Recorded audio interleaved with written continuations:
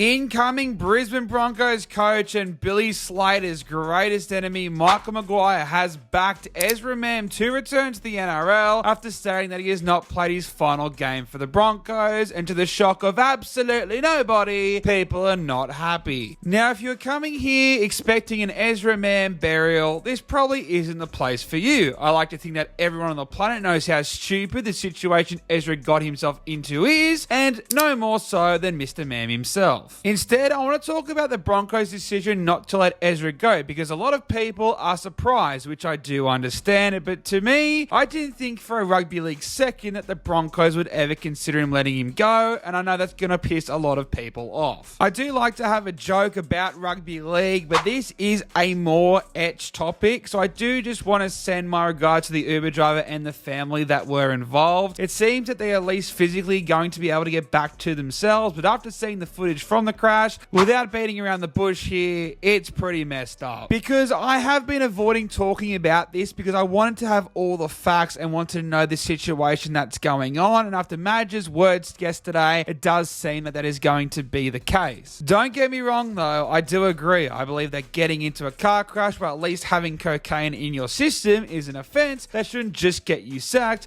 but should land you in some serious legal trouble, especially if it leaves a victim in hospital, not to mention the footage of the crash makes it look worse than most of us could have even imagined. And if you're one of those people who are blowing up on social media or the internet about the Broncos not deciding to sack him, I don't really disagree with you. I believe that if you do get yourself involved in this whole situation, you should probably get sacked. But there's a biggest discussion point I want to get into and talk about here, and that starts with our boy, the little fox, Josh Addo-Carr, who just weeks before the Ezra Mam crash got involved in driving under the influence of another illicit drug. Now, that may not be the best example, it's just very new because it becomes weird because Fox goes to Gus and the dogs and lies. They defend him on social media, then it comes back that he's tested positive for a second time, and I guess that adds to what Josh Addo-Carr did. But within a month of the season ending, Josh Addo-Carr was sacked by the Bulldogs despite him even going to them with lawyers. But I think we can all agree that the Mam situation is worse. That is through no good doing of the Fox. He's just lucky that he didn't also get into an accident or something far worse. Now, by that very statement from this beautiful obese redhead would have you very confused as to why Josh Addo-Carr was sacked, but Ezra seems to be in the clear. I probably shouldn't have said clear,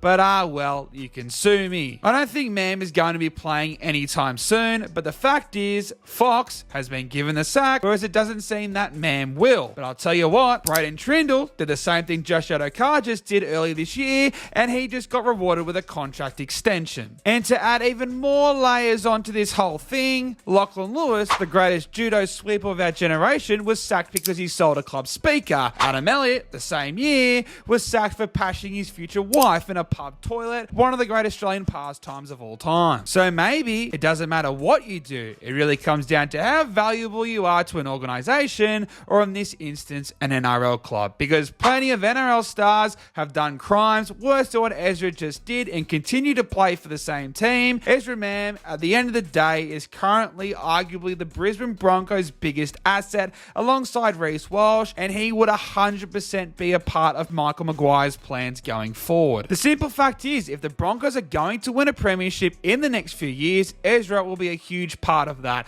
The Broncos know this probably more than anyone, and clubs have so much power in the media. Why do you think it has taken a month for the news of Ezra's second positive test to come out, and with Fox it literally dropped a few hours after? I'll give you the hot tip, ladies and gentlemen. If this was pre-season of 2022, when Josh Addo-Carr was the best winger in the world, he probably isn't getting let go by the Bulldogs. Let's say the Broncos do sack Ezra Mam hypothetically. Now, first of all, we should all give them massive respect from that, and from a PR perspective, it would be a great decision. But in 6 months' time, Ezra Mam would sign somewhere else. It would have been seen as a second chance because most of the rugby league public would have forgiven him, and he would more than likely turn into the beast he is going to be, at least on the field anyway. And as we've seen throughout years, over 100 years at this point of rugby league football, the better you play, the more you win, the quicker people are going to forgive you. And then you know what have happened years from now? From a football perspective, we would all be putting Ezra Mam in one of those best 17s posts about the Brisbane Broncos Broncos the superstars they have let go. Because we have seen clearly that Ezra Mam is probably one of the best young stars we have seen come through in a very long time. Bro almost won the Clive Churchill with one of the great rugby league hat tricks in the greatest grand final of all time, you could argue. Sorry for the rant, and that may sound sad, but you can't tell me it's not the truth. Like I said before, some players have done far less than what Mam did,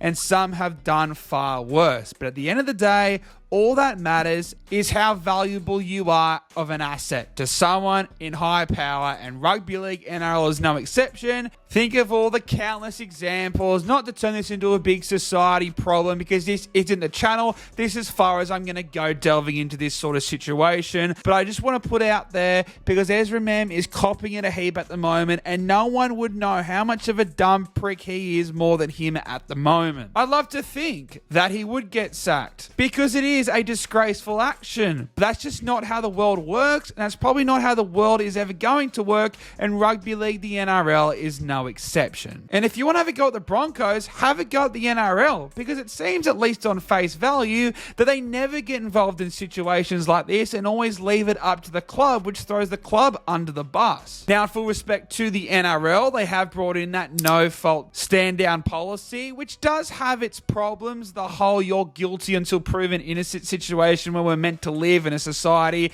that's innocent until proven guilty. But at the end of the day, the NRL is a business, and you can't have blokes who have been charged with some of these crimes running around in a rugby league field on the weekend, when the next week they could be going to jail for a long time. Mam will more than likely still receive a mad suspension, not to mention one of the great fines in Aussie sport history. But he should be very thankful, because as much as this sentence is going to suck, if this was Ezra Mam before 2023, I guarantee he would already be out of that club. I am so sorry for this really depressing video, ladies and gentlemen. So hopefully this Ezra Mam situation is over, and can NRL players please learn that when you go for a drive, just don't have any bags in your system, boys. Get it out. There's an Uber, there's a taxi. If we can afford it, you sure can. But ladies and gentlemen, I really want to hear your thoughts on this. Am I completely wrong in thinking the way I'm thinking, that Ezra Mam shouldn't have got sacked? Am I just using previous discretions to form this argument? And should two wrongs not make a right, to quote one of the great sayings of all time? But ladies and gentlemen, let me know in that comment section. Smash that like button, subscribe if you haven't yet already, and of course I'll see you in the next one, which is hopefully going to be a little bit more upbeat.